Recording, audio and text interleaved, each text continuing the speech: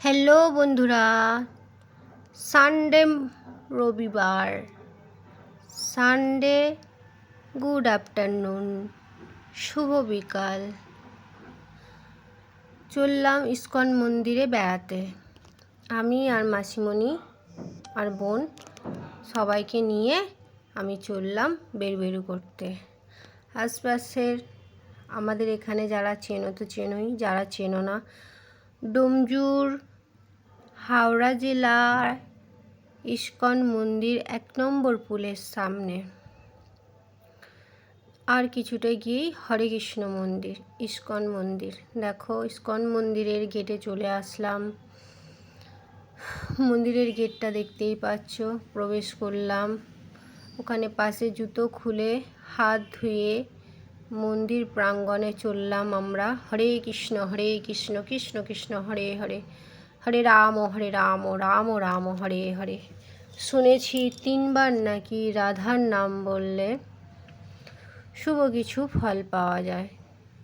যারা জানো তো জানোই, যারা জানো না তারা রাধে রাধে নাম বললে তাদের সকল দুঃখ কষ্ট দূর হয় শুনেছি। রাধে রাধে রাধে রাধে রাধে রাধে।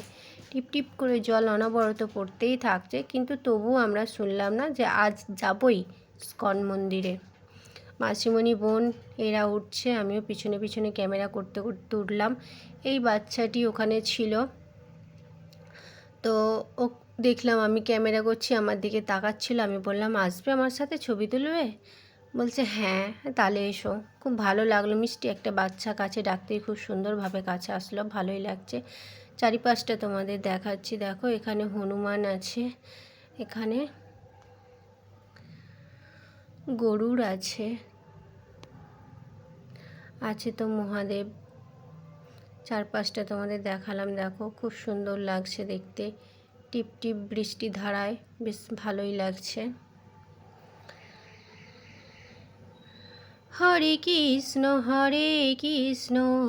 কৃষ্ণ কৃষ্ণ হরে হরে, হরে রাম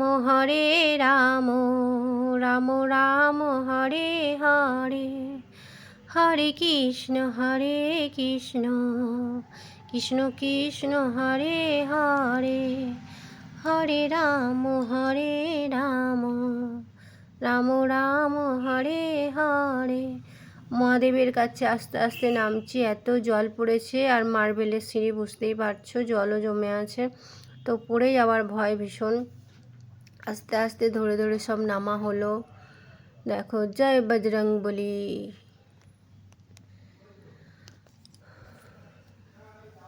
তো চারপাশটা চলে এলাম মন্দির প্রাঙ্গণে।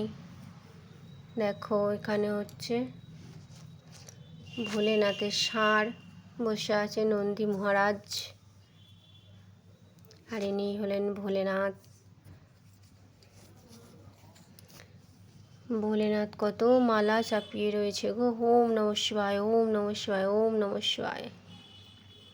আর গাছের ফুলগুলো দেখো কি ভালো লাগছে। বর্ষাকালে প্রত্যেকটা গাছে যেন তার নতুন একটা রূপ নেয়, তাই না? বেশ সুন্দরভাবে। আর একটা রূপ নেয় বসন্তকালে, যখন তার নতুন পাতা গজায়, অপূর্ব লাগে। আর বর্ষার জল পেয়ে দেখো গাছগুলো যেন একদম তাজা তাজা হয়ে আছে, দারুণ লাগছে। হরে কৃষ্ণ, রাধে রাধে। আর একটুখানি ছাতা নিয়ে খেলা করে নিলাম, বেশ ভালোই লাগছিল। টিপ টিপ বৃষ্টি হচ্ছে তো, তাই একটু ছাতা নিয়েও এটা ভিডিও করলাম। আর এগুলো দেখো রাধা তুলসী, না কৃষ্ণ তুলসী, কালো কালো মতো সব তুলসীগুলো বেশ লাইন দিয়ে বসানো আছে, খুব ভালো লাগছে দেখতে। আর সবথেকে বেশি ভালো লাগছে ওই যেখানে পুকুরটা আছে না, পুকুরটা টিপ টিপ করে বৃষ্টি পড়ছে, বেশ ভালো লাগছে। আজকে তো প্ল্যান করেইছিলাম জল পড়ছে পড়ুক, শুনবো না কোনো কথাই, ভিজেই যাব। যা করবে রাধা মাধব করবে, আমি আর কি করব, কিছু তো করার নেই।